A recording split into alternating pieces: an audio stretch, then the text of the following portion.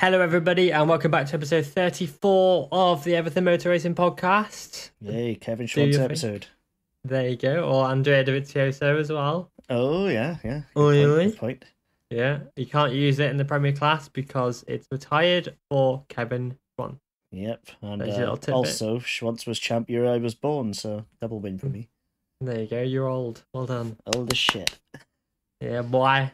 I'm so old, I crunch. Thing is, like, oh yeah, by the way, everybody, just so you know, I've got Jacob with me, just in case you didn't realise. No shit. No shit. No Gary again. We did ask Gary Lee, and he hasn't responded to our phone, our text. So. Yeah, so what we're gonna have to do is put out a missing person. Oh, actually, he just messaged me. Literally, as we said, he messaged me. Not this week, sorry. For God's sake, Gary Lee. What am I paying you for, mate? Literally, as you said that, he must have been like Beetlejuice. He heard his name.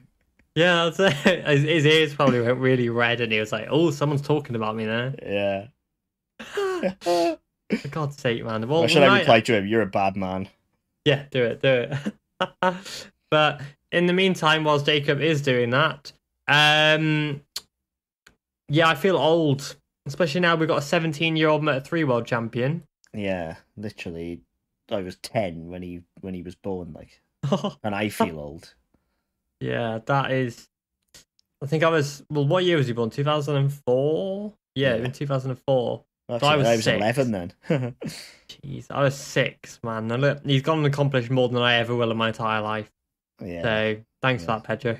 Yeah, well, he's also much better on a bike than either of us, so it's to be expected. Well, that's it. Pedro, I'm better at binge eating food than you, so yeah. I might beat you on Warzone, Pedro. I don't know, these riders are pretty good at Warzone. I might just about take you in a 1v1 of Rust, but that's about it. Yeah, 1v1 be Rust. Snipers only, no ACOG. Yeah. Let's go. Fair play to him, like. Yeah, like, I'm so glad he got it, because although it would have been nice to see Foggia win it, I kind of prefer to see history being made, you know? You know, he was only a day off being the youngest ever. I know. That day sucks. Like, imagine if his mum and dad had got in the mood 3 days later and they had, like... They probably were trying for a week before, but then again, we wouldn't have Pedro Acosta then. So. It's like, if his mum had had a couple of bottles of wine 3 days later... Who knows what could have been accomplished there? Yeah, exactly. But and it's 1 day off, and I saw a stat earlier. It was Akrapovic is 149th world champion. Bloody hell, that's some record, isn't it? That's one way to sell exhaust. That includes everything FIM, so that's like motocross as well. Ah, right, okay. But 149th champion. That's obscene, isn't it? Yeah, it's mental. Absolutely bonkers. Like, other exhausts are available, but it doesn't really want anymore. Yeah, maybe SC Project. But then again, I say because they sponsor the Repsol, but it's only a sticker. Yeah, they pay for the sticker. It's not actually an SC Project exhaust, it's a HRC exhaust. Yeah, with an SC Project sticker. And Obtainium. Like, if if you could get one of those exhausts, you are a better man than me. Well, everyone's a better man than you, say it's every episode. Yeah, but like, you prove it with that.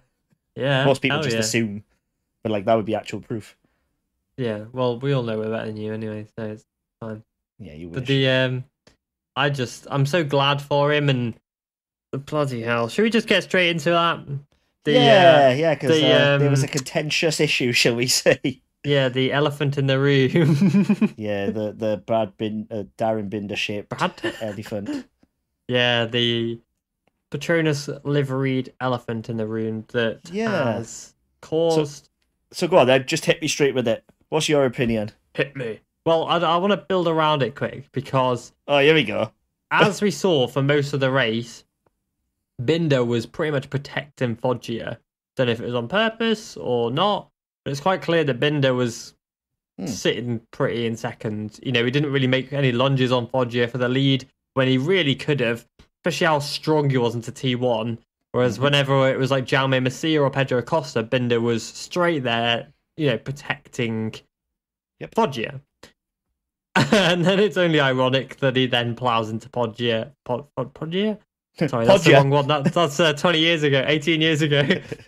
I mean, Foggia, he plows straight into Foggia and takes them out of the championship and the race. As for my opinion on it, at first I was very much like, what the hell, Brad? Brad, for God's sake. You've done it as well. Like, at first I was like, oh, for God's sake, Darryn, not again, because he's not learned from Austria. And he's very much a dive bomb Darryn Binder. We know this. But after watching it a few times, you can see, obviously, throughout the race, Sergio Garcia was very aggressive.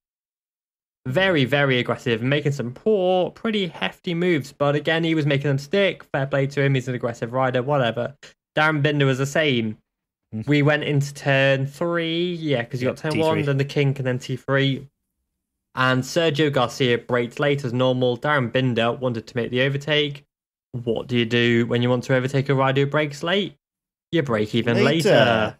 And Darryn Binder braked so late that he never would have made that corner ever. There was no way in hell he was going to get through. He would have probably run wide and then Garcia would have just, got the cut back.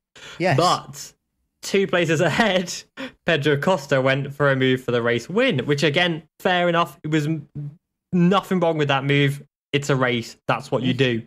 But the move pushed Foggia offline into the pathway of where Binder was going to go when he was going to run off the track, which then caused the crash that we've all seen. So, my opinion is Binder I would say he's not fully at fault by a long mile, but I would say maybe he should have waited a little bit later to attack Sergio Garcia. I don't know. Yes, well, it was final lap. Yes. But yeah, you're pretty much echoing exactly what I was going to say in that I don't believe it was disqualification worthy as a move because the gap was there to be made on Garcia. Yeah. Like, I don't care who you are, no rider in the world would have been able to account for Foggia being offline and slower because of what Acosta did. If you could do that, you might as well play the lottery. Yeah. It's that simple. So for him to, like, on a normal line, at the end of the day, Foggia would have been on Acosta's tail, very close to the curb, because obviously inside line. Binder would have just ran wide, not made any contact. Garcia would have had to cut back. Places. Yeah, lost a place or two and started again. Yeah. But because of circumstance where there was a move ahead of him, it was just... it was it was very unlucky, but I would consider it a racing incident. However, on the flip side, because of the whole context of what the move meant, I can see why they had to disqualify him. Yeah, 100%. Because if you don't disqualify someone for that after you've just banned Onju for 2 races, then people are going to be saying, well, where's the consistency? Yeah, they are. So I understand coming down on those Moto3 riders. But if that had been the Doha GP second race of the year, you have to think that he wouldn't have been disqualified. It would have just been a long lap or a 3-second penalty. Well, like Artigas at Doha. Yeah, or a pit lane start at the most. But because it's officially put Foggia out of title contention, he had to be disqualified. Yeah, because it's strange. I mean, I do get why everybody's angry at Darryn Binder, because at the end of the day, he has cost a rider their championship, and maybe he could have waited a little bit later to make the move on Sergio Garcia. I don't know. Maybe he saw the gap and went for it, because the thing is with Darryn Binder is what he expects and what he sees as being acceptable to make a move on, 90% of the people might not, which is why he may have seen an inch and gone, right then, boom, let's go for it. Well, it was more than an inch. That's the thing. It was a perfectly fine move to make on Garcia. He didn't even have Foggia accounted for, because why would you? You'd be expecting Foggia to be on a normal line at normal speed. But because of what Acosta did, which, again, Acosta's move, perfectly fine. You sit someone up so they can't repass you. Fine. Yeah, perfectly. Yeah. That's what you do. That's actually a very, very good move. Like, it was an excellent move by Acosta to sit Foggia up so you can attack him back. Feed him to the dogs a little bit as well. Yeah, like back him up into the pack ever so slightly as well. Yeah, perfect. But you can't there's no way in hell you can account for that happening at that precise moment as you're working out your move on Garcia. You just can't. Like, it's just... There's no way. If you... Like, I don't see how you can say to someone, you can't go and make that move. Because you're basically saying to someone, don't go for an open gap. You know, there was more than a bike to fit through past Garcia. And yes, he might have gone wide, but there is no way in hell had Foggia been on a normal line that he was touching him. And that's the problem. The problem is threats. He's getting, like proper threats. Death threats. Yeah, death threats, and people criticising him for not accounting for Foggia also being wide. Like, how can you think about that? You can't. There's just no way. Like, everybody said, he's going to have a rude awakening in MotoGP. He can't be doing that. The thing is, he probably won't have to do it like that in MotoGP because his size and weight won't be playing against him as much. Yeah, I don't know, because, like I said, going back to my earlier point of Binder going for moves that most people wouldn't, if, say, it had been, I don't know, pick a name out the hat, Ayumu Sasaki in that position behind Sergio Garcia, would Sasaki have made that move? Probably not. Probably would have, actually, crazy boy. Oh yeah, okay. We'll pick a rider. Like, I don't know. Masia, yeah, I know what you mean though. Like most they need riders... to bring the same energy about Masia for me because he was a danger today. That man, right, very nearly cost his teammate the championship. Yeah, I like obviously we chatted about the race and stuff before the pod. Yeah. And at the time, I said I thought it was a fairly good idea because dragging them away from the pack made sense. Except Pedro den thought, "No, I don't want to do that. I'm going to drop back into the pack because I'm more comfortable." And suddenly, Masia looked like a complete idiot when I think his thought process was correct, but his execution was poor. Well, I don't know because it's weird. I was like proper praising him because... It was, what was it? It was Foggia, Acosta, then Masia. Masia went through on Acosta, and I was like, what the hell are you doing? Before then making like a pretty suicidal move on Foggia, which pushed him right out the way and allowed Acosta through into P1. So then I was like, okay, right, Acosta P1, Masia P2. That's all you need to do now. Just finish the race like that. And I get what you're saying about the fact that Masia get past, maybe drag him if he feels he's got more speed in him, but Masia, it seems the last 3 or 4 rounds since Kota, has been actively going against Acosta and trying to disrupt his races. But I'm not sure he's doing it deliberately, though. I think he's trying to stretch the packs almost so that Acosta's in less trouble. But Acosta, as we've seen, is very comfortable battling. So he doesn't mind. He doesn't want to break him up. And I think that sounds to me a lack of communication between the two of them. They need to be... Then it's weird, actually, because it seems like they don't like each other, which is actually quite sad, because I was going through... What was it? Acosta's old Instagram posts to get some photos for the edit for the championship thing. And, like, he posted so many times, like, photos of Masia and photos with Masia, and he was like, oh, happy birthday, champion. And Masia would always comment on it, like, oh, thanks so much, and all that. And it seemed like they were good mates, and now they just hate each other. And I'm like, oh, that's sad. Well, that's what fighting for a championship will do to you, unfortunately. You will lose friends. I definitely think he's bitter about the fact that Acosta's come in and done his job for him, if that makes sense. Like, Masia was meant to be the man battling for the title, and Acosta's come in, battled for the title, and taken his ride for next year. Yeah, and done it all in the space of a year. Yeah. Whereas Masia's been about for, 2016 now, isn't it? 5 years now. Because he's with the Best of Capital squad, and then he's with Leopard, and then I think if it said Leopard, he'd be champion this year. Yeah. Not even joking, he was rapid on that Honda. Yeah, I just don't think he was happy. No. It's weird, that team, honestly. Yeah, they as we saw when Darryn went in to apologise, they're a bit passionate, and they were mad, man. Like I don't know if they showed the full thing because you watch World Feed of Foggia and Binder. BT saw. Yeah, because he kind of came over and then started giving it a bloody 2 fingers and all that, and then was like, I think he took a swipe for him at one point. Yeah, I wouldn't be Like, surprised. wasn't like a punch as in, I'm going to connect with you. More of just a get out of here kind of swipe. Yeah, And, yeah. like, you can't blame him. Like, I completely understand. Hmm. But at the same time, carry yourself with a bit more class, innit? Yeah. Well, It what was... for Foggia? Yeah. Oh, mate, nah, mate. He's worked his entire Oh, life no, for I that. completely understand is You what I'm must. saying. But it should have been up to his team to do the Yeah, classy thing. His team shouldn't let him in the garage. Yeah, his team should have done the classy thing and just, like, instead of shouting at Binder, just stopped him at the end, just said, look, no, come back later. Yeah, but you know what it's He's like, pissed right off. the tensions are like Oh, the yeah. whole team. You got to remember the whole team will be wanting his neck on Oh, the yeah, table. but they are also, fully grown men who haven't just had the adrenaline rush of being smashed off a bike. Oh, but they've had the should have- adrenaline rush of the They highs should and have lows of the been race, classier. though, isn't it? Like, Foggia, you understand, but the rest of the team, they're older people. They should have been more level for me. I don't know. I But think then again, Italians.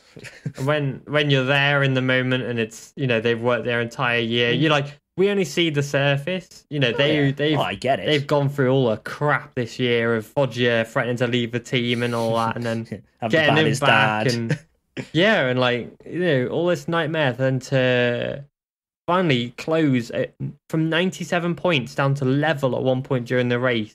To then lose the title like that, oh mate, I don't care who you are in that team, you will be pissed. Oh, I get it. Like, I'm not saying I don't understand. I'm just saying that I think in the long run, they'll look back at how they behaved and thought, oh, we could have handled that better. Maybe, but hindsight is a beautiful thing. Yeah, but like, it's sad to have a championship decided like that. But fuck me, it's dramatic. Oh yeah, it cost us like an amazing last lap. Yeah, like he did everything right. Basically, he literally did everything right, including timing the move to basically put Foggia out.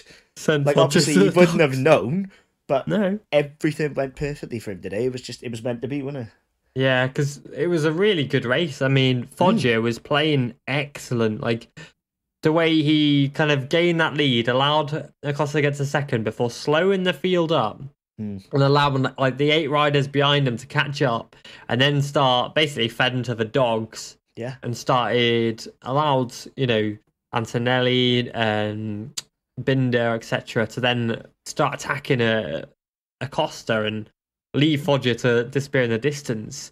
It was some really good racecraft, but then it was amazing racecraft again from Acosta to kind of come past that and ride so aggressively, but fairly and safely.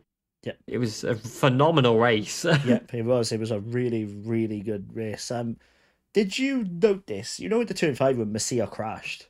Yeah. Do you see who he hit? No. Only Binder. Oh yeah, no, yeah, oh yeah. So I thought you were saying something else. Like he hit Binder like 4 or 5 times. Yeah. Like, where is the same energy about Binder against Messia? Because Messia just did the same thing. He made contact with a rider. Messia didn't knock him off though. If Messia had not Binder off, Messia had stayed on, then yeah, fair enough. But because Messia caught the karma a little bit. It was kind of like, okay, fair enough. If say Binder had done that and crashed out of the race and cost himself whatever, then maybe it wouldn't be as bad. But I don't know. Yeah, just it almost seems like there's an agenda against Binder now because he's gotten that MotoGP ride. Maybe, yeah. Because a lot of people are like, oh, this guy doesn't deserve this. Well, I mean, if you've been offered a MotoGP ride, you're going to not take it. That leads very well into something else we wanted to discuss, actually, which is the fact that Francesco Bagnaia has come out now and said that MotoGP class should have a super license. And I back him. I back him wholeheartedly as well, to be honest. Pecco is a very intelligent person. He is fucking he's wise. the thinking man's rider, isn't he? Yeah. He's the new Dovi, basically. And when he says something, chances are it's not going to be pointless. Well, he's like Aleix. Very deliberate, isn't he? But without thinking. Like, Aleix doesn't think, he just says. Pecco thinks about it, deliberates it in his head, goes, yeah, Yeah, Pecco, sets out everything and only says what he needs to. Yeah, for him to come out and say super license, he's thought about that for a while. Yeah, I think at the end of the day, it's It should be done, to be honest. Yeah. You should have. I don't want to disrespect, say, Xavier Simeon, but you can't finish 19th in a Moto2 season to get a MotoGP seat just because you paid for it. Yeah, that's it. Like, Simeon wasn't outclassed by any stretch, don't get me wrong. No, he's a Moto2 race winner at the end of the day. Yeah, but at the end of the day, he finished where he finished, and without money, no one would have been saying to him, "Oh, do you fancy a move up to MotoGP?" Yeah, exactly. He wouldn't have got it on talent. No. After that year with the Tasca Racing squad. No, which were like, it was an old bike and all that, but still. Yeah. So I think a super license would be good. It would completely fuck Binder because there's no way he would have enough super license points to move up. Like, what I think it would be is, like we were saying off air, maybe it would completely stop the Moto3 to MotoGP jump. Which I think would be a good idea. It would, don't get me wrong. But if you earn enough super license points by, say, winning the Moto3 title with X amount of races, then you've earned it, Yeah, it should be maybe like on points. For example, well, say like the F1 super license, that's a really good model. Like F1 do a lot right for MotoGP. I don't know about this. Do you want to expand on it? Because I actually have no idea what F1 do on there. It basically comes down to what championship you do. So you'll see a lot of like say Formula 2 drivers who you can't quite get into F1 at this point. They'll go to Japan and do Super Formula. Right. Super Formula will give you more points on your super license than another year in F2 or F3. Right. So if you do that, Yuri Vips is a good example of that because he went to Japan even though he was in F3 as a Red Bull driver. Yeah. Because he needed enough super license points to get into F1. It would make sense to a point, but you couldn't obviously have the Super Formula style of a championship points being worth more because you couldn't say go to Superbike and then come back to MotoGP. It wouldn't work that way. No, because MotoGP is very different. So obviously the cars. What I think you should do for this is quite simply race wins are worth more. So a Moto3 race win is worth 5 points. Just say like for example. A Moto2 race win should be worth 7.5 or 10. Yeah, I'd say 10. A Moto3 podium, third place is worth 1 point. A Moto2 podium is worth 5 points.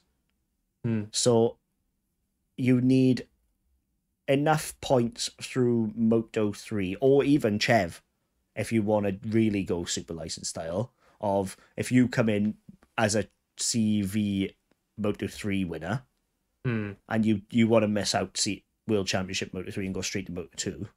Yeah. If you've earned a super like under this system, Zonta hasn't got a podium yet. Yeah. Oh, that was a firework. Oh, great. Well, it is that time, unfortunately. It is around November the 5th now. So, but like Zonta on this system, like wouldn't have had the super license points because he's not yet gotten a podium in Chev. But if you were someone like Danny Olgado, who's about to win the CV Moto3 title, like pretty much, and the rookie had the rookies in there as well. Like. And he's done well. And rookies actually could be a really good thing of the Super Formula, if I think about it. Yeah. Seriously, lads? Bloody fireworks, man. Fucking, you could just leave it in. It's one of those things, isn't it? Yeah, sorry about the bangs. This every time I swear there's something we can't help. Quite literally, this is going to be one of those this weekend only because it's bonfire night weekend in the UK. Yeah, I'll try and edit out as much as I can, though. So. Yeah, I saw the flash as well, Ed. That was a big one. My blind's down and I still saw it.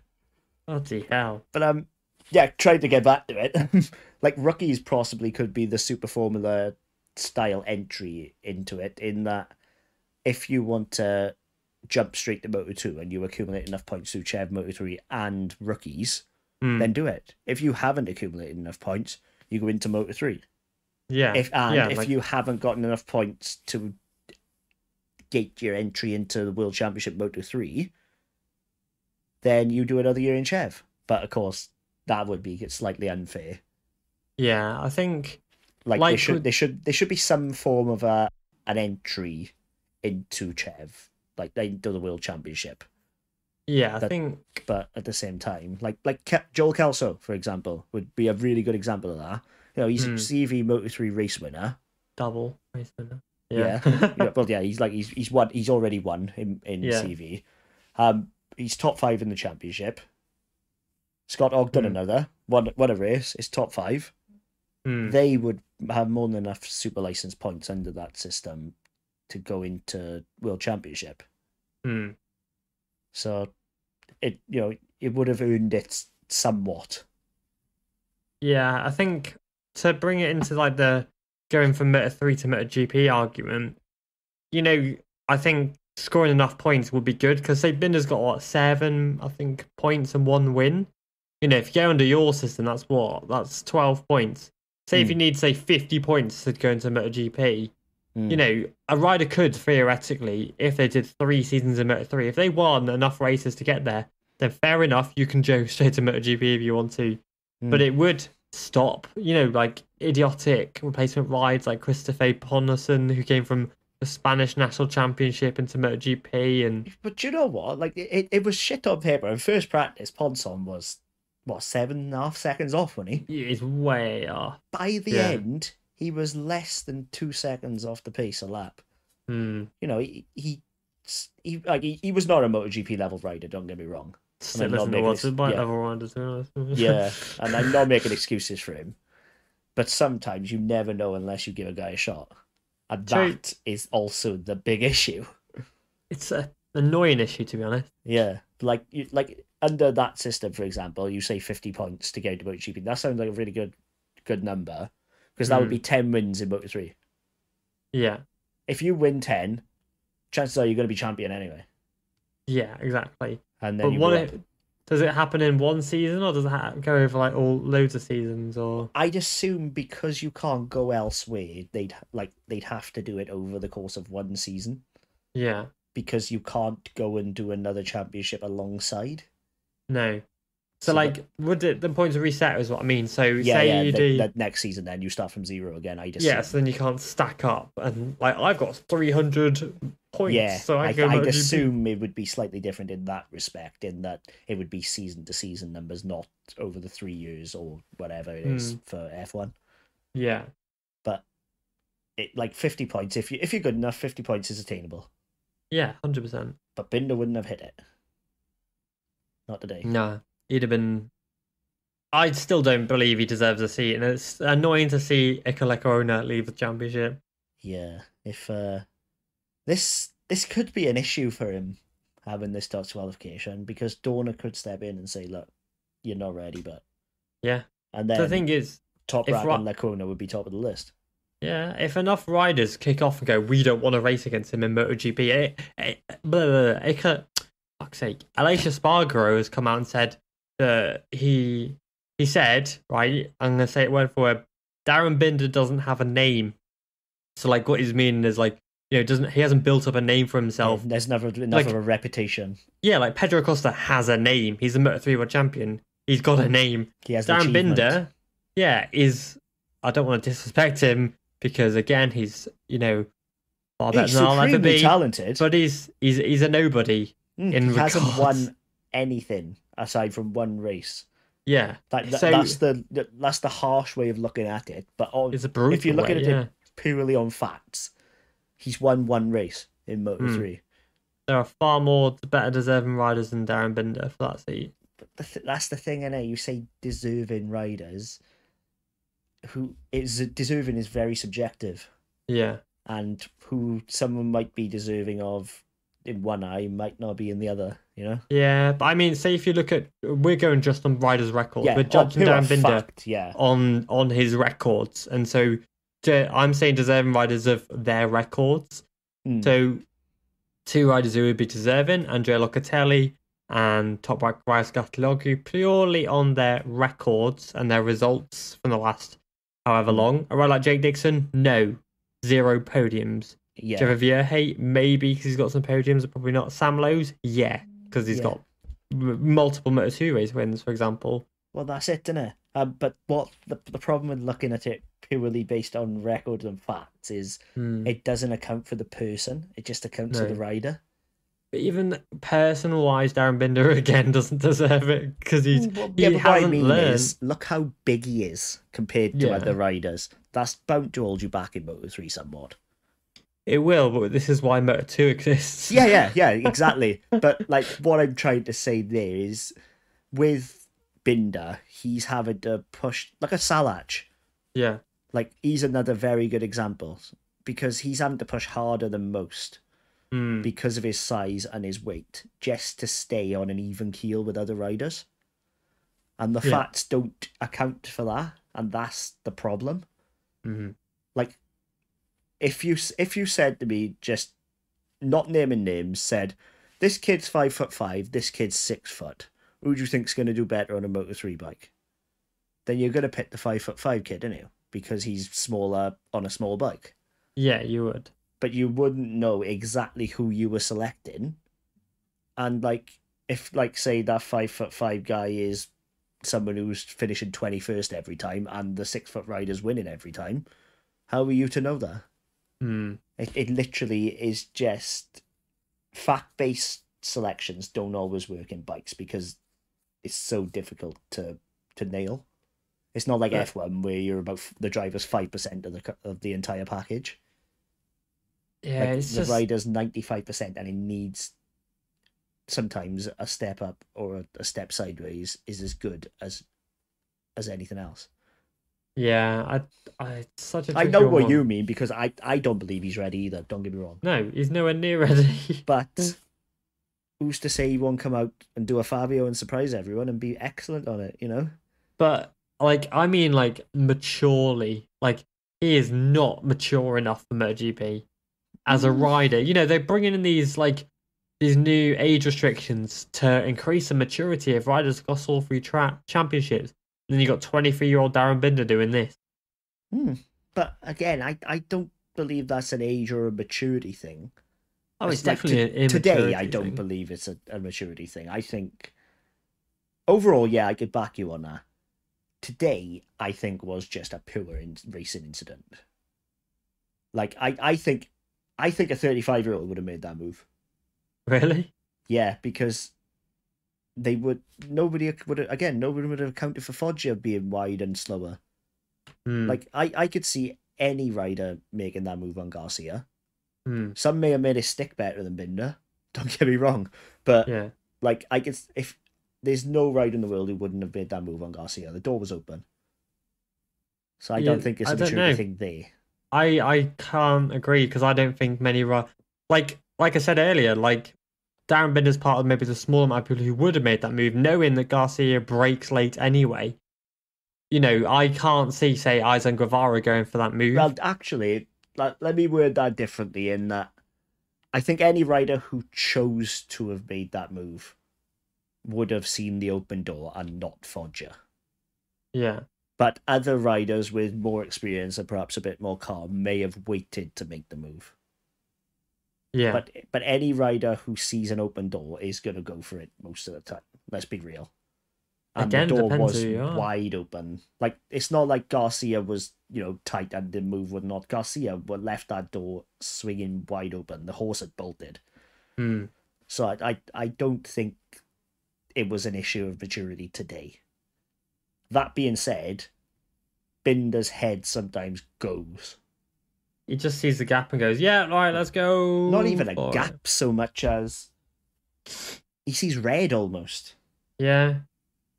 And because of that, I think you're right in that the maturity might mess with him, but maybe going up into because MotoGP is a more calm environment than Moto3, maybe it'll be the best thing to happen to him. Maybe, I'm not sure. I'm watching it back and it's quite clear, I'm going frame by frame, that I'm watching it back right now. As soon as he started braking, it's very clear he's going to hit Foggia. Make no mistake. But it's very clear he's going to hit Garcia, and Garcia will literally be punted off track. I'm watching it literally frame by frame now. No, because Garcia, like when you're being block passed, it's also the rider being passed responsibility to pick the bike up. Oh yeah, but by the time he's come into vision, already it's too late. But at the same time, riders know where other riders are on circuit. There's no way he wouldn't have known. Mate, they're not bloody superhuman. Yeah, but Garcia would have heard him. Let's be real. He would have heard him to his right. He would have heard him coming past him. He would have known, don't tip in yet.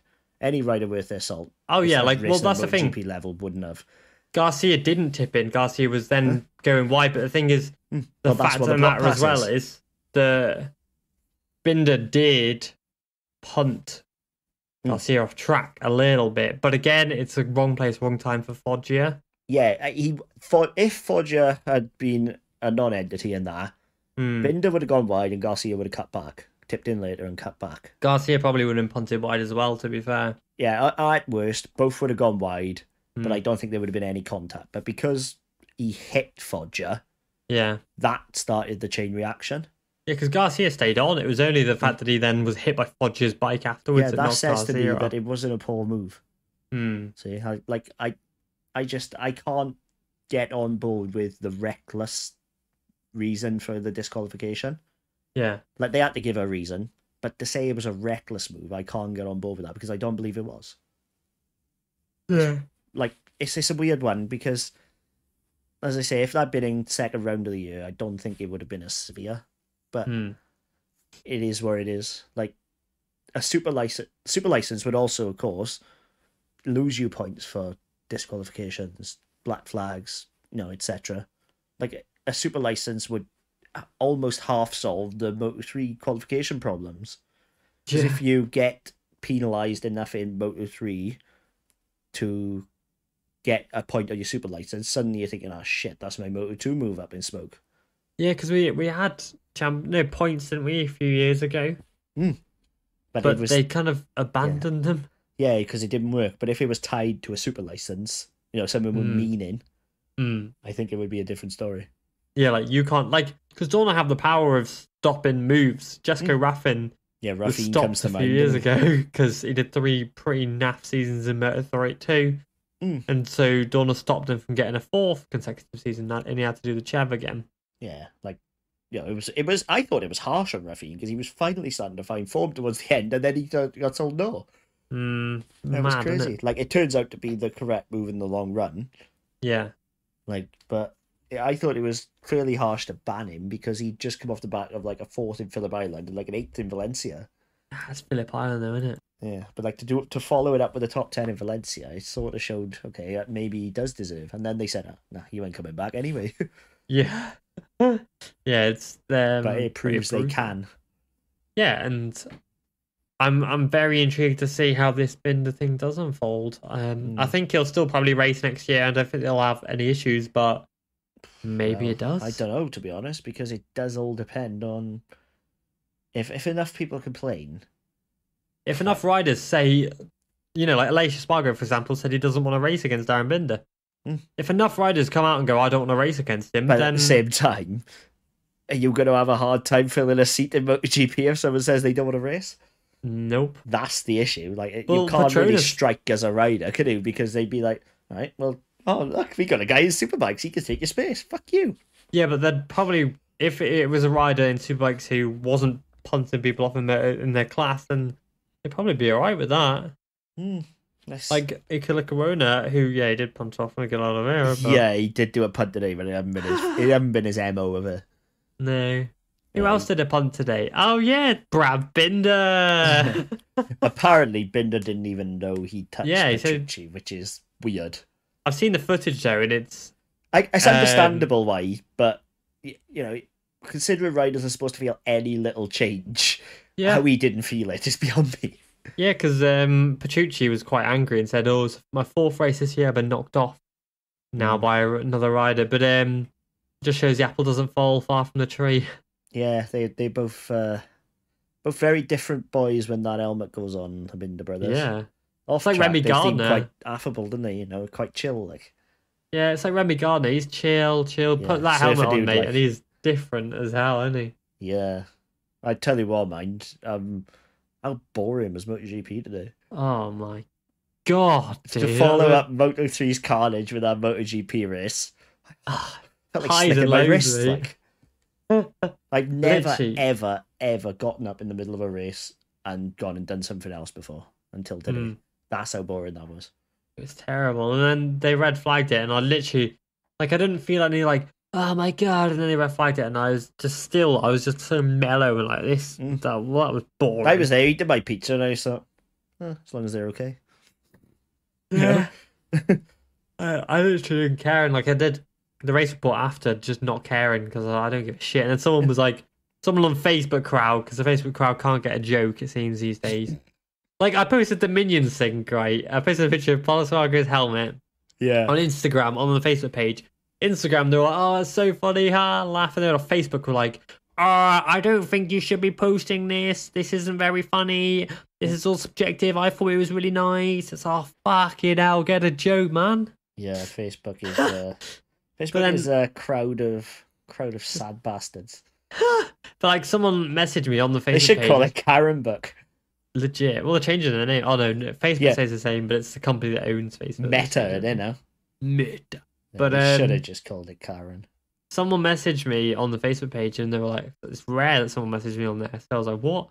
And they were like, "This is stopping people from, finding out about the sport. If you're saying it's boring," I'm like, "Bro, God, yeah, anybody grip, who just messaged me with hate now, I just reply. I'm just so sarcastic back now. It's not even, people just don't do it to me anymore. It's hilarious. I was just like, "Bro, I just no, mate, just." Yeah, if you message me like that, you're gonna get a earful. Deal with it. It's just like when people say to me, they're like, you should be a respected media now. You've got a website. I'm like, bro, I am not and will never be respected media.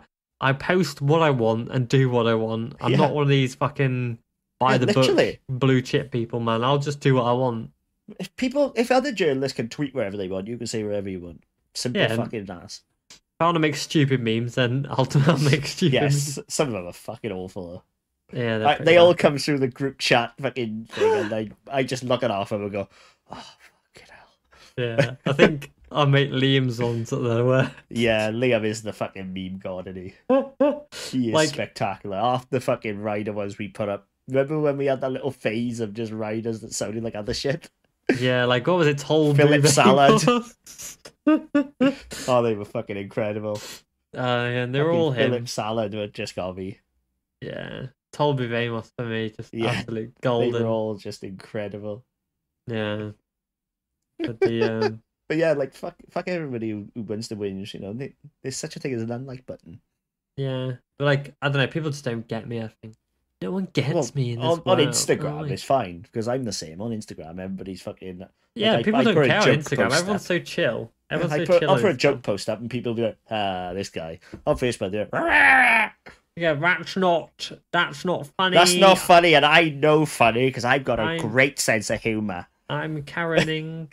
Yeah. I demand to see this page's manager. Someone. Oh yeah, right. So I posted the Civil War. I think I might actually said this in the last podcast. I posted like the Civil War thing on the pod that I made, like the edit of Remy and Raul that gives you. No, I didn't say this because I think I posted it on a Monday. That gave people nightmares of the Remy and Raul face merged together. Yeah. And someone was like, "Oh, what is this? Who writes these headlines? It's a race, not a war, for fuck's sake." I was like, fuck me, stop taking it so seriously, dude. Yeah. Raul Gardner fucking gave me nightmares. Yeah, that shit was scary. Took me ages to bloody edit it, though. Oh my god. Yeah, it's fucking... as soon as you sent it in the group, I was like, what the fuck is this? Yeah, like, what is that? Cursed images be fucked, like... Yeah. But Raul Gardner be like, ha! So someone made a meme of it, was it? That at bad MotoGP memes account. Yeah. They made account. What did they say? They made one that said, no, not that one. So their memes are actually hilarious. But like therapist, Rimal Gardenandez isn't real. He can't hurt you. And then Rimal Gardenandez is just a failure of that. But their account is so funny. Like, yeah, like I think we need more of that in life, don't we? What, the memes account? Yeah, because like, I don't see why you could be so relaxed, like not relaxed. No, people are Imagine just taking serious all everything the so time. seriously. Why so serious? Like, but no, seriously, like, why the fucking hell would you be so serious about everything? Like, you know, look at F1's Twitters. That's a really good example of having fun can make your brand better. Because the F1 Twitters, every single one of those admin, I hope they're paying them millions because they are fucking hilarious. Yeah, like the Mercedes account that just tweets random when Facebook and WhatsApp went down, and then they did the Bottas look-in with just Twitter. Oh yeah. Oh, that fucking! I was crying in my car looking at that. I pulled. I can remember it clear as day because I pulled up. I was going to play football, and I was literally had tears in my eyes from laughing. And one of the boys knocked on my window and went, "Fucking alright, though." Yeah. Oh, mate, I just realised I screwed up a caption whilst we were here. Dick. I'm doing this a lot. I put a post up about... I'm going to leave this in the pod because I don't care. Taka Nagashima. Oh, yeah, I did Taka Nagashima. No, I didn't. I did... What's his name? Tetsuta Nagakami is what I did. Yeah, Tetsuka Nakagami you put in there. That's it, yeah. I've just put, I put one up, Pedro Costa is the second ever youngest 125/Moto3 World Champion. Is the first to do so since Loris Capirossi. Yeah. Forgot to mention he's the first rookie to do so, didn't I? I didn't. Just edit that one. First rookie to do so. My God. I do proofread these and still... While we're on Red Bull KTMs, let's discuss the lineup. Oh, yes, because I literally just read Danny Holgado's post, actually, funny enough. Oh, there we go then. But, and all that. Yeah, so our boy Danny Holgado, who I'm quite excited about because he's actually... He's looking good, man. Yeah, but he's really come on this year.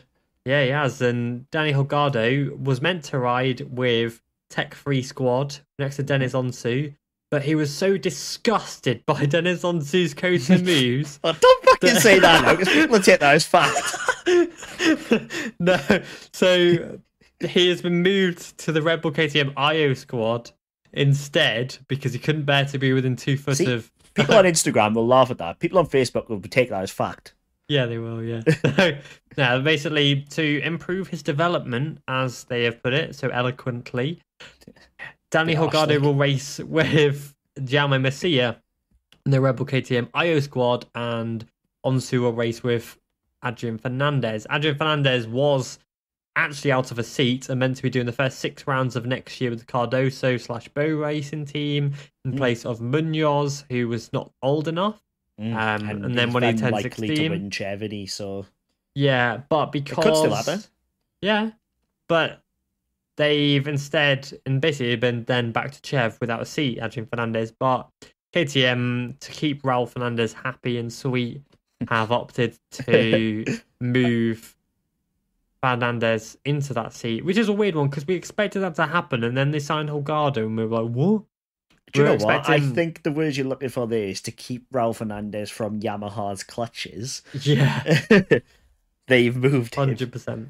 Because I can guarantee if Raul, without Adrian getting a seat, he would have been pissed off, man. And then he gets a front row. Yeah, I think it was a good time to announce it after that front row, wasn't it? Yeah, really good time. But it was a really good seat for him, and it's Moto3, mate. You never know what can happen. It always changing. That's it. Because David Alonso and Moreira were in line to get that seat. It's like one of the two. Obviously, Alonso's only 15, and I think he's going to do another Chev year because he's really not ready, to be honest, for the World Championship, as we saw. That's it. But the thing is, with the ages now, and the age changes, the only way he can go up next year, like in 2023 for 2024, is if he wins Chev. No, because there's a thing in the clause in there says that if you've already done a Grand Prix race, you can still move up underage. Oh, shit. Yes, that's right. That's why they put him in, wasn't it? Yeah, they probably already knew about the rules. Yeah. That's why they put him in. And then Moreira's he's not there yet, so he's going to do another year of the Chev, probably with the Estrella Galicia award. No, I don't. I can't see that now.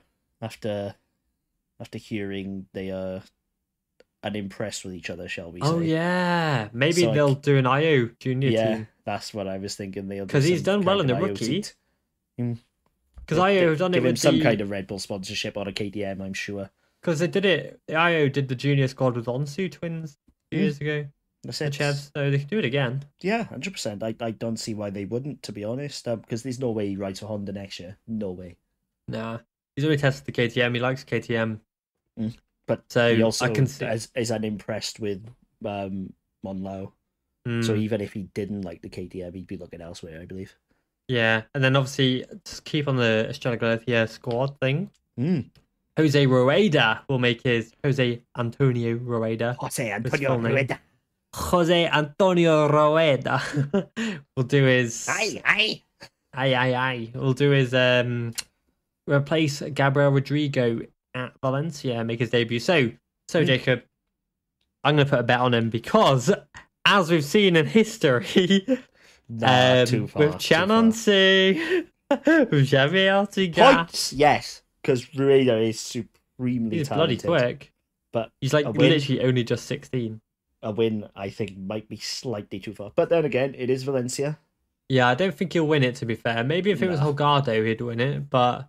Yeah, like... Mate, it's Valencia, though. Valencia Moto3 races, they or don't even cook up a storm. if he was making his wildcard appearance with the Monlau squad, maybe. But to go to Grassini as a replacement and on the current bike, because obviously Chev is not the current bike, I think it'll just be slightly too much for him. But I don't see why points wouldn't be possible. Like Joel's shown today, Kelso. Oh, yes, on offer, Joel, mate. Fucking legend, mate. Yeah, P14. Like, he's shown that if you're quick in Chev, you're quick enough to get points in World Championship. Yeah, I was talking to Joel and he was struggling because the bike he has in the Chev and the bike obviously in the World Championship are completely and utterly different. You wouldn't think they are, but they are very different because the development KTM put in between those 2 years. Like fucking day, like. Yeah, and so he was struggling a little bit, but he came on leaps and bounds in FP3 qualifying, nearly got to FP2, the QP2, sorry, and made nearly really swore good to Simon Crafar on the live feed. nearly said the big C. Jeez, what is it? These Aussies. Jack Miller swore on BT. Yeah, that's it though. Like in Australia, that he's a good cunt. It's a term of endearment. Whereas it's mad. You still can't say it, but like in Australia, it's not a bad word. It's like in the UK, it's not that bad of a word, to be fair. Yeah, like in Australia, in America, fucking hell. Whoa, don't say it in America, Jesus. It's like you killed your man, like. Yeah, but Miller was getting absolutely bantered with by the BT. They pushed him over the line a little bit. He was like, "Oh, you're trying to piss me off now on live TV," and he knew it though. He knew what he was saying, and he knew he was on live TV because they mentioned the wanker thing.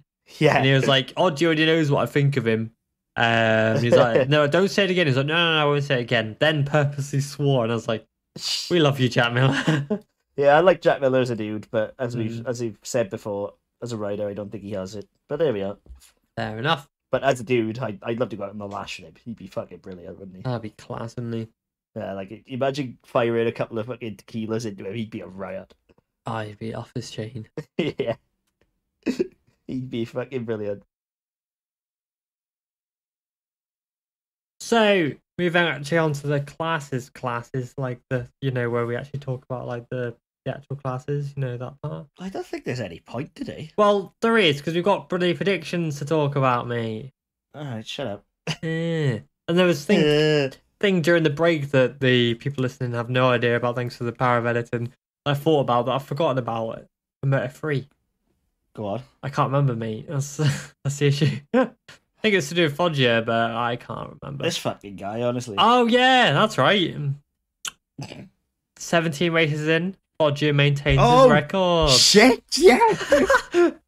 He's going to fuck it in the last race. We already know He's going to get fourth just to piss us off. Yeah, mate. That's it. 100% win, podium or zero record. That's one hell of a record. Bruh. It's not a title winning record though, is it? That's the problem. No, it's not. So let's go through these Moto3 predictions. So you went with Foggia. Who would have had it? Acosta. You got that one.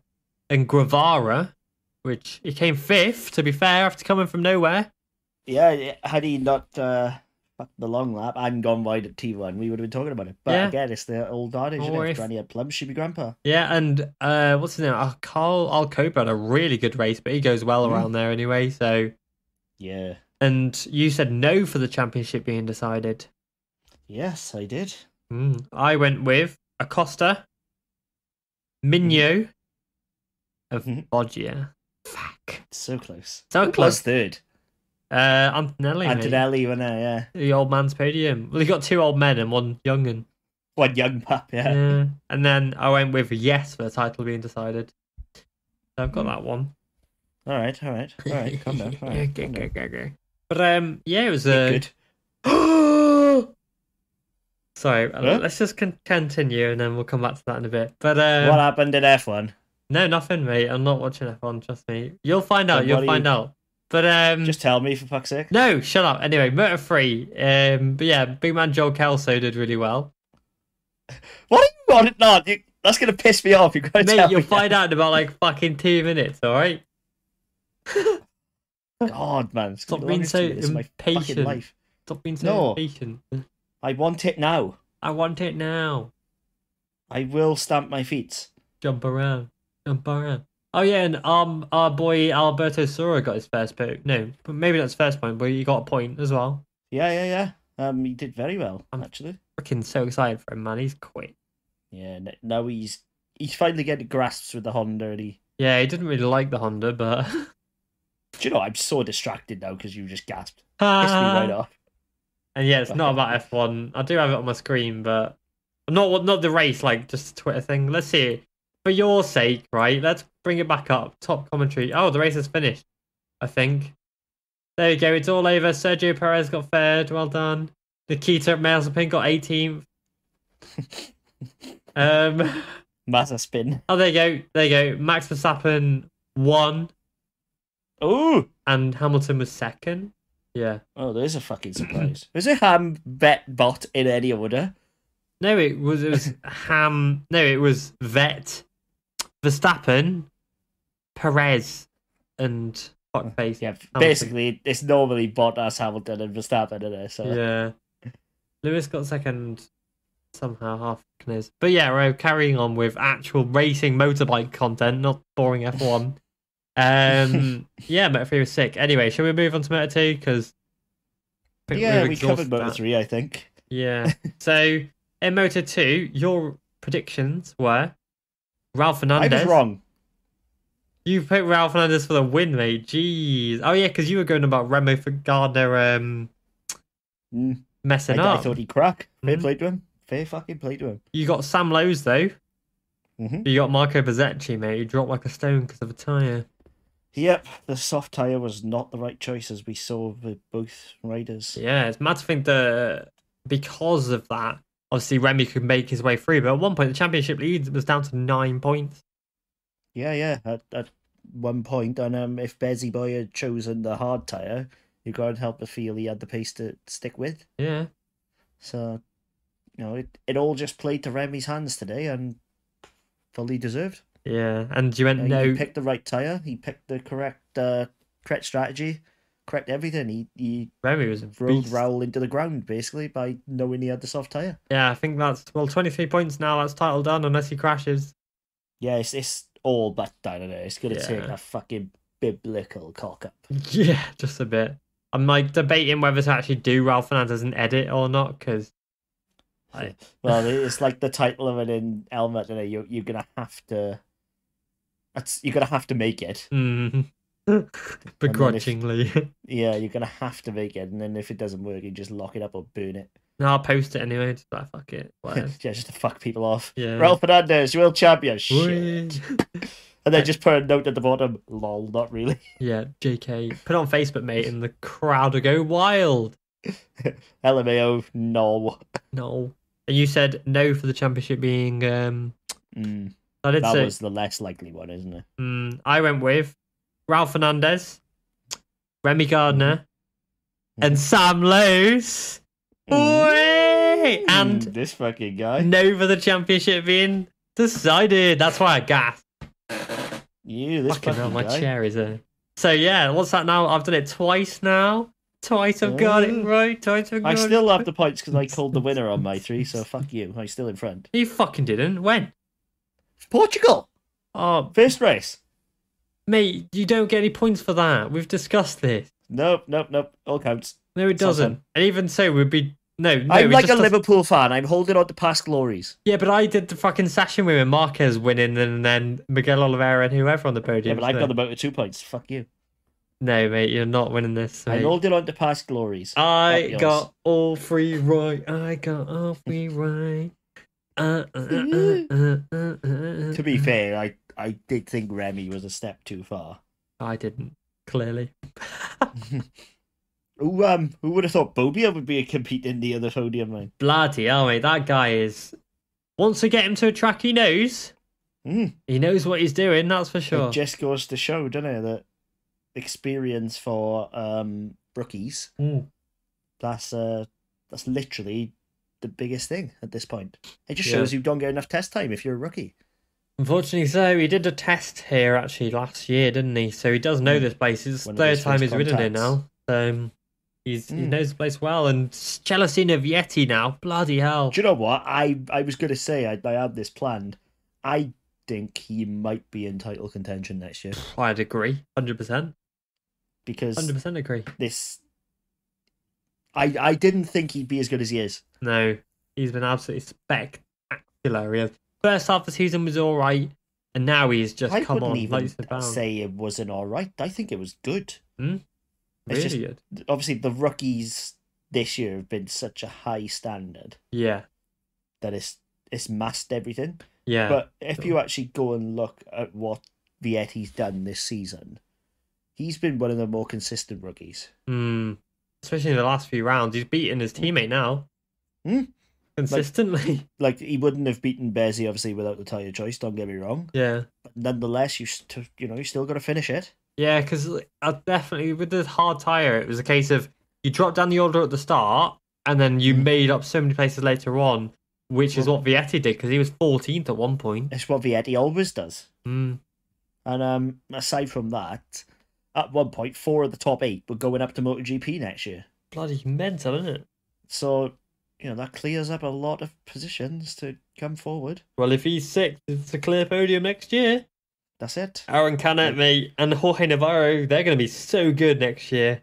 Yeah. Navarro, I'm iffing and ahhing. I'm pleasantly surprised and happy for him that he's finally twigging with that front tyre. It just goes to show the front tyre was problematic. Yeah, well, for that, it still is for some riders. Yeah, it really is. And like poor old Balder, he's fucked from it. Oh, he's gone, mate. His career's over that's now. The end of it, isn't it? Career gone. That front tyre, it's the only thing that fucked him, and fuck him hard it did. Oh yeah, royally. Didn't even spit on it before he fucked him. Just dicked him. Yeah. Like that meme of the girl who sat with like little guys. Yeah. That's just Balder. Dunlop, just 5 Dunlops around him, yeah. But literally, like, Navarro's lucky that he's found a setting before his career ended. Yeah, because we were saying earlier in earlier podcasts, he's off to... He ain't staying this championship. I had my doubts. He found it at the right time to just about secure the bag. Like, yeah, fair play to him. And I'm really excited for Aaron Canet next year. Really excited. I hate to say it, but I think he's going to be worse. What do you mean?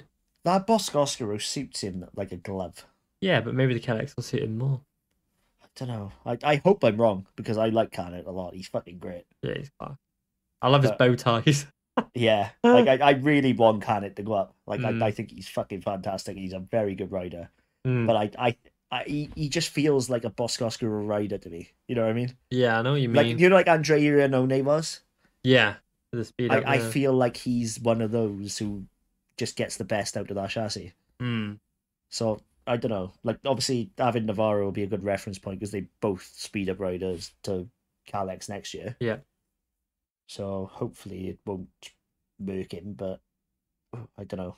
It's a tough one. I was really disappointed with Fabio Digia. Yeah. From 3rd to 11th.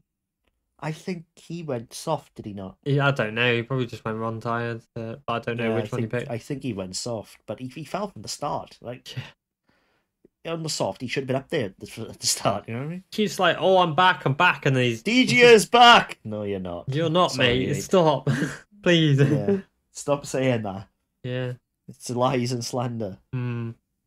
It's disappointing. Yeah, I was very, very disappointed, to be honest. But that's been Digia's story of his season. Great 1 week, and then yeah, makes me wonder if he should really be in MotoGP. Oh yeah. I think I'd promote about 10 to 15 of the Moto2 field onto a Ducati just because of the new school chassis. Yeah, because it's really good, to be fair. Yeah, like Moto2 the depth of talent is fucking outrageous for a start. Obscene. So like, and they all now sort of have the new school style that makes the Ducati turn. Yeah. So that I think it literally was pick a name out of a hat, and it just so happened that DG already rode for Grissini. Yeah. As opposed to anything in particular. For sure, yeah. If that makes sense. Yeah. Right, let's move on to MotoGP and round this shit off, because I'm tired. Do we have to? It's so boring, wasn't it? Impeccable. There we go. Done. Oh, I'm cringing. Thanks for that. Yeah, but I just summed it up. I'm cringing. I'm always cringing. Someone called me a bloody muggle yesterday from Harry Potter, and I just died inside. Yeah, you know, like Harry Potter. Well, I mean, can you do magic? I can do... No, I'm not going to say that. I'm not going to say that. Cock magic. Well, it depends who you are, mate. You know what I'm saying? Oh, it's like that South Park episode of Cock Magic. I ain't seen that. Oh, mate, I'll have to link it. It was fucking incredible. You got, the dad, Stan's dad, Randy. And he literally is doing magic tricks with his dick. Like, he pretends to cut his cock off, and then, like, he's doing it at a kid's birthday party. What the fuck? Like, his name alone, he's the Amazingly Randy, right? Jesus Christ. But he pretends to cut his cock off, like blood pissing everywhere, and then he goes up to a little girl, he goes, "What's that behind your ear?" And then he just grabs a cock out behind her ear. Jesus Christ, it's fucking outrageous. It's how they got away with it, I don't know. Good job this podcast is rated E for explicit, isn't it? Like, I don't know how they got away with it, because obviously the boys as a part, they think cock magic is literally cockerels playing Magic the Gathering, but because Randy's from a different era, he thinks cock magic is tricks with your dick. Oh, it's brilliant. Oh, fuck. If you're listening, go and watch that episode. It's so good. Oh god. Anyway, prediction time for MotoGP. So you went with Miguel Oliveira, who crashed. Yeah, fuck off. Pecco, who did win the race. Yay. And Aleix Espargaro, who crashed. Did he crash? Yeah, he did. Yeah, he did. First crasher. He's loving these crashes at the moment, isn't he? Yes. I'm very interested to see how that Aprilia goes around Valencia. Yeah. I think Vinales... I'd say I think Portimao would go one way or the other for the Aprilia, and I went the wrong way. Yeah. But, like, Valencia should suit it. I think... we'll see. I think I'm going to be really mad and say I think Vinales will get a podium at Valencia. I don't hate that. No. I can see it happening. It's not out to the realms of possibility, for sure. But I think if any Aprilia is going to, it will be Aleix. Yeah, for sure. Historically, Aleix has been strong around there anyway. I'm just gutted. A piece of shit Pramac Ducatis, like. I'm just gutted there's no Valencia test. What are we going to do after the finishes next week? World Superbike finale! I might just hang myself instead. Sounds a better idea. I might have to finally get a decent podcast host. Yeah. If they turn up, Gary Lee. Cock magic. Yeah.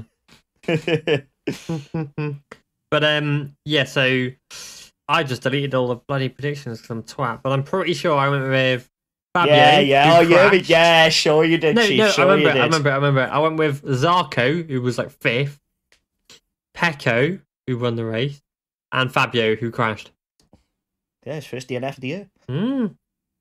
He doesn't give a shit. I'll just be totally honest. I really couldn't give two fucks about discussing MotoGP. It was the most boring race of the year in any class. Well, no, it was included nice. Some shit Moto2 classes. Yeah, it was nice seeing Jack Miller go against Alex Marquez for 2014 memory. Do you know what? I think they did actually do the 2020 thing of putting the Mark CPU in the Alex Marquez spot. Yeah. Why is it whenever Mark's not here? Yeah, because they put the Alex- CPU in the Alex spot. Do you think Alex is like actually scared of Marquez? Of Mark? Of Mark? No, Dad, don't hit me. Don't beat me, please. Like, I think he said, if you don't come on with the top 5, you don't see the dogs. Yeah. Or he's like, if you beat me on track, I'll beat you when we get home. Fuck you up. No, I genuinely do think the HRC workshop just have Marquez's body without a head right now in the workshop. Yeah, they had like an issue with one of the Mark's parts. Yeah, like he needed a firmware update or something, so they just checked the CPU in the Alex spot, and here we are, top 5.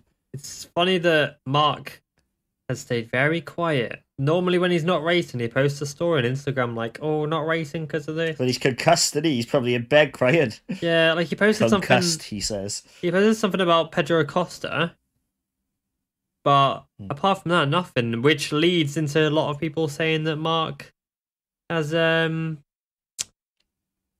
done a little bit more than just a head injury.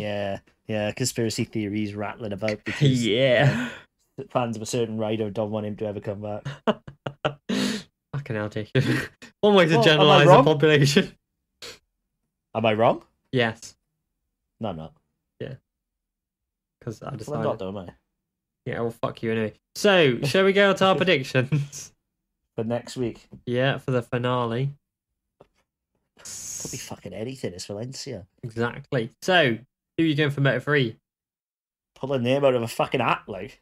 Well, it'd have to be Pedro. Now the pressure's off. Yeah. I'm gonna go Artigas. Oh, let's go. And I'm gonna go Sergio Garcia. And Acosta. Mm-hmm.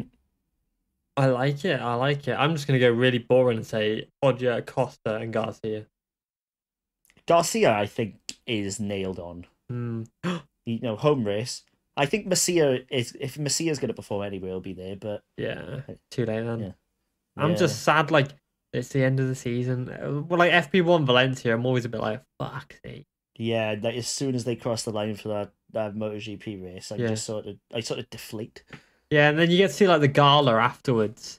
Yeah, I like watching the gala. It's nice to see all the riders suited and booted, like, you know. Yeah, and then you hear bird on their arm, like. You hear Matt Dunn and all that going, yay, we got 5 months off work now, even though we got the best jobs in the world. And I die a little inside knowing that I've got to go to an office job on Monday.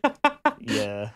It is nice to see the gala though, because it's nice to see them like outside of the high pressure cooker. Yeah, for sure. Yeah, and see them actually be human beings. Yeah. So, who are your Moto2 things? Hang on, who's your Moto3 predictions? Did you say? I'd said Foggia, Garcia, and Acosta. That's about right. Boring. Who are you going for Moto2?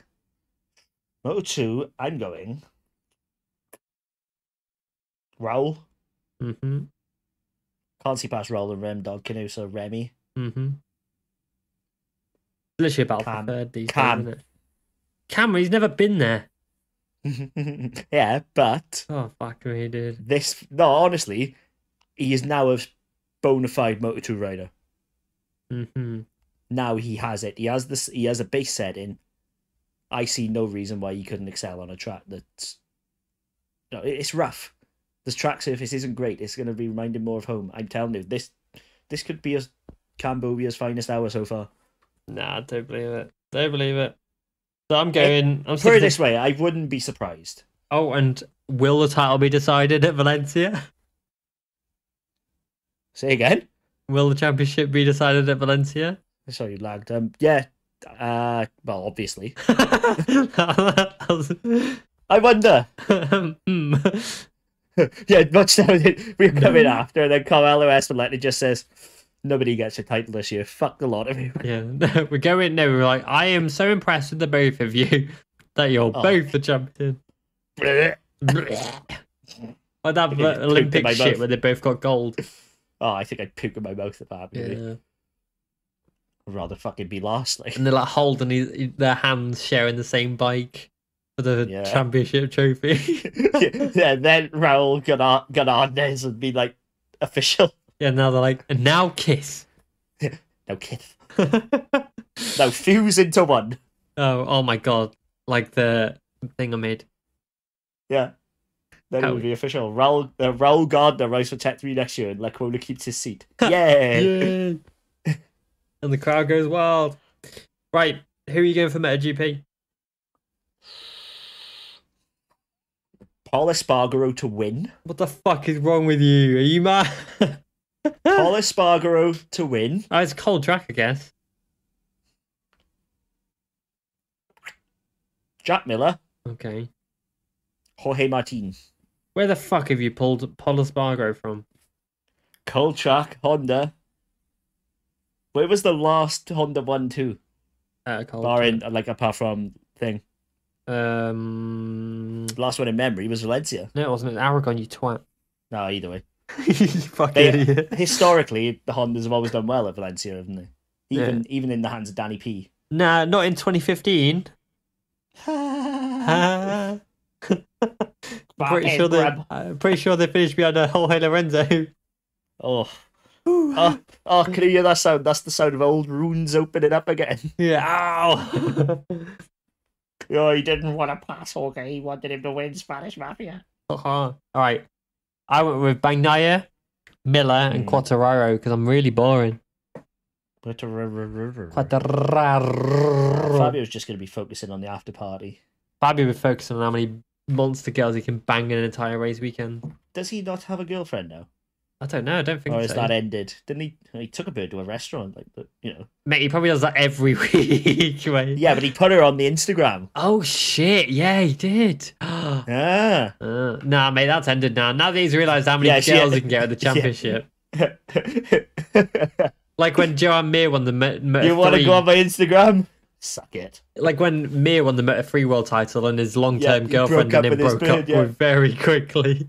Well, he said to her, didn't he? He actually said he broke up with her because he realised how many bitches he could get. No, I'm pretty sure that's false. I'm pretty damn sure that's false. Oh, someone quoted him as saying it. I'm going to say that's false for now. Like, it's believable. Yeah. And it probably is true. Mm. But yeah, I saw it as like a quote, so... Yeah.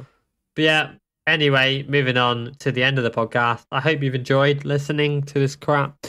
Yeah, Valencia next year. Expect a depressed podcast because the season's over. Next year? Yeah, next week. It's going to feel like a fucking year when it comes back, isn't it? Yeah, it is. And don't fret. And then just expect 5 months of just pain. Bullshit. Yeah, more bullshit. But yeah, I hope you've enjoyed this podcast and we will see you next weekend for the finale. Bye. Thanks, guys.